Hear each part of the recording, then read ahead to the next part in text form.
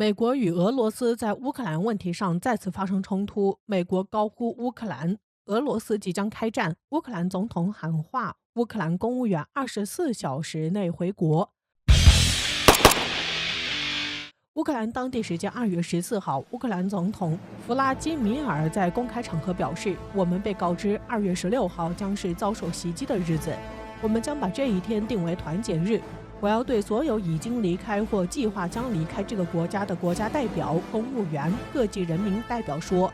乌克兰人民不仅委托你们治理国家，还要保卫他们。现在和我们在一起，你们责无旁贷。我请你们在24小时内返回祖国，与乌克兰军队和人民并肩作战。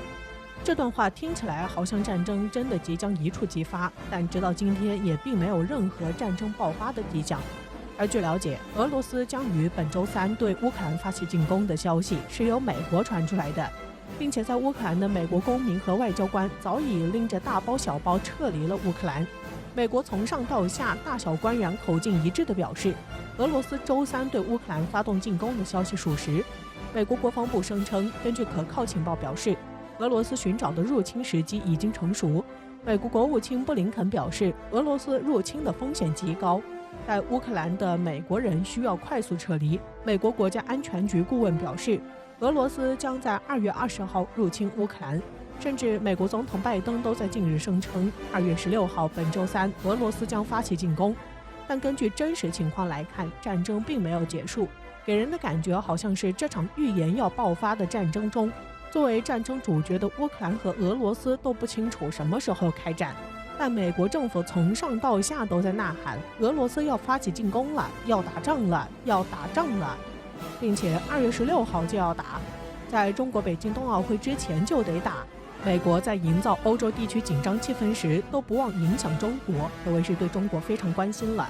早在去年，美国就一直利用北京冬奥会的热度对中国进行政治操纵，企图将奥运会与国际政治联系起来。在北京冬奥会临近开幕之时，美国政府还突然对外宣称将不派官员来华出席北京冬奥会，这与俄罗斯总统普京出席冬奥会的举动形成了鲜明的对比。美国并对此进行了一系列的炒作，甚至还拉帮结派的想要干扰政策。眼看着一系列的干扰动作都没有成功，北京冬奥会也快要结束了，并开始谋划制造欧洲地区乌克兰与俄罗斯即将开战的舆论，顺便在北京冬奥会前再进行一波国际干扰。美国可谓是一箭双雕，打得一手好算盘。美国确实做到了，俄罗斯发动进攻的消息一经放出，俄罗斯内部就乱成了一锅粥。许多美国公民纷纷撤离乌克兰，乌克兰的政府官员们也纷纷逃离祖国。而在各国驻基辅的大使馆上也贴出了一张张公告，公告内容大致是：因局势不稳定，可能发生难以预料的状况，呼吁非必要不留乌，尽早撤离。同时，荷兰航空和汉莎航空也先后停飞了去乌克兰的航班。那么，为什么美国这么希望乌克兰与俄罗斯开战？2月16号，本周三，俄罗斯进攻乌克兰的言论又是为何而起？根据俄罗斯国防部的消息表示，俄罗斯当地时间2月14号，俄罗斯与白俄罗斯进行了联盟决心2022联合军演。当天，双方空军驾驶苏30 SM 战斗机在两国边境顺利完成了巡逻飞行任务。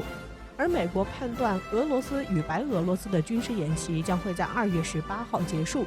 所以以美国为首的西方媒体便于14号开始就乌克兰问题煽风点火，制造舆论，然后炮制所谓俄罗斯即将入侵乌克兰的论调。对此，白俄罗斯总统卢卡申科也表示了严厉驳斥，并一针见血地指出，美国等西方国家企图在乌克兰挑起冲突，但美国又不愿意自己动手，就借助各种政治手段制造恐慌，将乌克兰、俄罗斯、白俄罗斯都拉下水。美国制造完舆论后，还不忘来安慰一下乌克兰。美国总统拜登打电话给弗拉基米尔，强调并重申美国会支持乌克兰抵御俄罗斯，并承诺如果俄罗斯入侵，那美国将会迅速做出回应。注意，这里的回应是打引号的。美国的回应绝不是出兵支援乌克兰，这一点弗拉基米尔也心知肚明，并且对美国制造舆论拱火的做法非常不满。在电话里对拜登直言说道：“乌克兰不安全，欧洲就不安全。”这句话什么意思？弗拉基米尔是在直接地告诉拜登，乌克兰与欧洲的关系是密切的，是有紧密的利害关系的。乌克兰不安全，甚至真的被俄罗斯发起战争，这对欧洲对美国都没有好处。弗拉基米尔下一句说道：“乌克兰不是北约成员国，乌克兰唯一能依靠的就是乌克兰军队。”这句话的意思也很直接，美国没办法相信乌克兰只能靠自己，因为乌克兰知道美国嘴上说着支持，若战争一旦爆发，美国不会出一兵一卒。其实乌克兰总统心里清楚得很，美国跟他说俄罗斯要发起进攻了，他并没有相信。我们开头提到的弗拉基米尔公开发言，也只是在讽刺西方政客和媒体。在与拜登的电话里，弗拉基米尔甚至建议拜登，如果总统您能在这时候访问基辅的话，那将对外界展现一个强有力的信号。这是个人就能听出来是对于美国虚情假意的嘲讽。那么，美国从去年开始就不断介入俄罗斯与乌克兰的冲突，炒作俄乌战争到底是为了什么？对美国有什么好处？首先，不断地制造俄罗斯与乌克兰的冲突，造成紧张局势，鼓吹战争对美国的半导体产业链有相当大的好处。拜登自上台以来就一直视半导体东亚供应链为第一威胁。而美国的半导体供应链一直依赖于俄罗斯与乌克兰，因为半导体的研究和发展离不开稀有气体，而90%的氖气、40%的氪气都来自于乌克兰，40%的钯都来自于俄罗斯。所以，美国对于这些进口依赖让拜登觉得不安全，美国需要自己掌控半导体供应链，而俄乌冲突不断，地区局势不稳定，就可以加速半导体供应链转移到美国本体。美国将成为最大的受益者。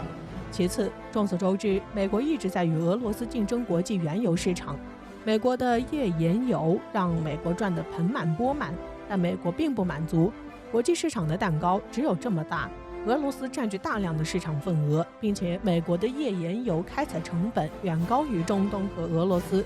在价格上没有任何优势。